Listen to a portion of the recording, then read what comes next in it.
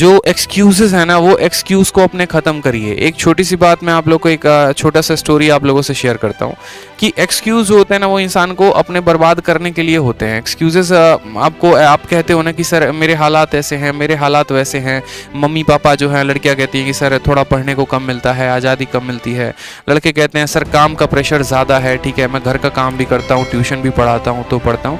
तो मेरे भाई आपके सामने खुद एक ऐसा बंदा खड़ा है ना, यूँ समझ लो, जिसने खुद अपना गुजारा दिल्ली में ट्यूशन पढ़ा कर किया है, ठीक है। 2014 में हम दिल्ली आए थे, 2014 से 2017 के एंड तक, यानी 2018 तक जो है हमारा पूरा ग्रेजुएशन कंप्लीट हुआ, 17 का एंड लग गया ख़त्म होते होते।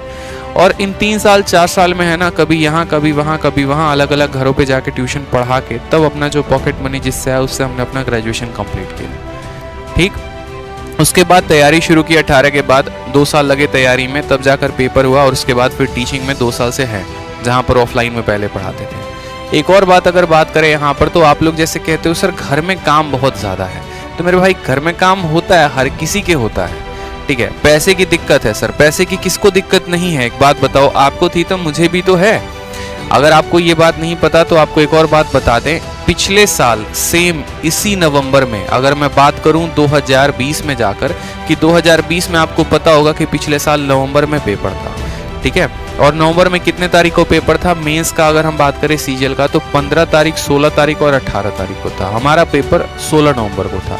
और पिछले साल आप जानते हैं कि सिचुएशन इतना बुरा था कोरोना की वजह से, जिसको हम कह नहीं सकते हैं।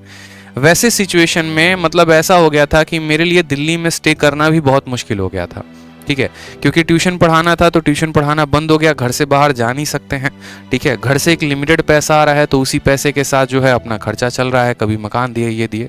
एक वक्त ऐसा आया कि किराया देने का भी पैसा नहीं बचा हुआ था, ठीक है। और लास्ट में मुझे अगस्त में मकान खाली करके वापस बिहार जाना पड़ा।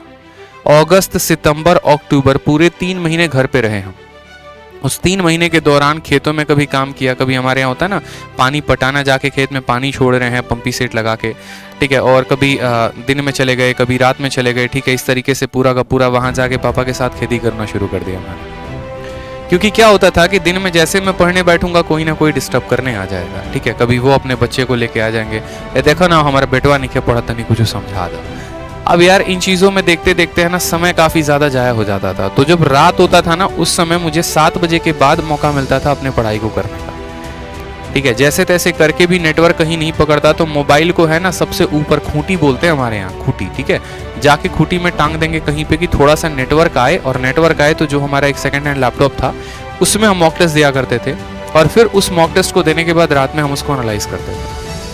फिर उसके बाद दोस्तों से रात को 11 बजे 12 बजे तक उस मॉक टेस्ट का डिस्कशन होगा। भाई सवाल किससे पूछे, बिहार में है, छोटे से गांव में है, मेरे डाउट आ रहे हैं तो कौन बताएगा, या किसी के डाउट है तो मैं कैसे सॉल्व करूं। और डेली फिक्स था कि 7 से लेकर रात के 1 बजे तक मैं ज़्यादा नहीं पढ़ रहा था। मुझे घर पे सिर्फ 5 या 6 घंटे ही मिल रहे थे पढ़ने को, बाकी पूरा दिन खेत में काम करते करते इतना एग्जॉस्ट हो जाऊंगा कि शाम तक कमर टूट जाती थी, पढ़ने का हिम्मत बिल्कुल नहीं होता था। और फिर उस टाइम पे पढ़ते मॉक टेस्ट अपना दिया। 1 नवंबर को जो है हम दिल्ली में आए, 16 नवंबर को हमारा पेपर था, और इन 15 दिनों में लगातार एक लाइब्रेरी ज्वाइन की, और 14, 16, 18 घंटे तक पूरा जो है 3, 4 मॉक डेली के बेसिस पे देने के बाद तब जाकर एक बढ़िया स्कोर हमने अर्जित किया था 16 नवंबर के पेपर में, ठीक है। उसके बाद भी पेपर देने के आने के बाद तुरंत अपने सभी किताबें हटाई टेबल से जो मेंस की थी, और डिस्क्रिप्टिव की सभी किताबें आ गई। फिर 1 हफ्ते तक लगातार एस्से राइटिंग लिखा। जितने भी मुखर्जी नगर में अच्छे अच्छे टीचर्स हैं जो यूपीएससी के कॉपी चेक करते हैं, उनको अपनी कॉपी डेली के 2-2, 3-3 व्हाट्सअप और जो है मेल करते थे, ताकि एक बार वो मेरी गलतियों को बता सके कि हाँ मेरे में गलतियाँ कहाँ हो रही हैं डिस्क्रिप्टिव लिखने में। और इस कारण से डिस्क्रिप्टिव में भी काफ़ी अच्छा स्कोर रहा। तो ये पर्सनली मैंने फील किया है। लाइट भी नहीं होता था मेरे यहाँ पे, ठीक है। लैपटॉप मुझे पूरा दिन चार्ज रखना पड़ता था। लालटेन कभी कभी जलाकर जो है रात में, कभी रात में 12 बजे लाइट कट गया, 1 बजे लाइट कट गया, 10 बजे लाइट कट गया, पढ़ना है कैसे करेंगे। तो अंधेरे में ऐसे टिकटिका के एकदम है ना मॉक टेस्ट देते थे, समझ रहे हो। ला के लालटेन मम्मी जला के रख देगी, और उसमें जो है हम अपना रफ कॉपी भरेंगे। A4 शीट भी गांव में कहीं पर नहीं मिलता था रफ करने के लिए, कॉपी वॉपी कहीं से अरेंज करके अपन पढ़ते थे। और लॉकडाउन का माहौल था, सब चीज़ें बंद हैं, तो ये चीज़ें हो जाती हैं। एक्सक्यूज़ होता है कोई भी चीज़। मुझे जहाँ तक लगता है कि सर मेरे पास समय नहीं है या मेरे पास ये नहीं है, बेशक मैं मानता हूँ कि आपके पास समय नहीं हो सकता। आप 10 घंटे की ड्यूटी करते होंगे, 8 घंटे की भी करते होंगे, यार मैंने खुद खेतों में काम करके है ना अपने हाथों पे छाले लगा लगा के और तब ये स्कोर एक लेकर आया हूँ। ऐसे कंधे पे सितारे नहीं चमकते मेरे भाई, आज के समय पे मेहनत करना पड़ता है।